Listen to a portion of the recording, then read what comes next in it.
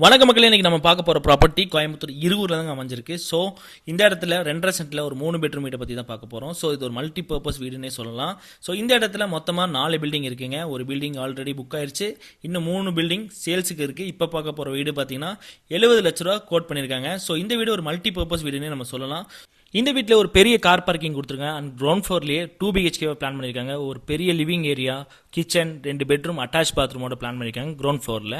அதே மாதிரி outer steps கொடுத்து மேலே ஒரு பெட்ரூம், பெரிய பெட்ரூம் கொடுத்துருக்காங்க. அண்ட் அட்டாச் பாத்ரூம் பிளான் பண்ணியிருக்காங்க.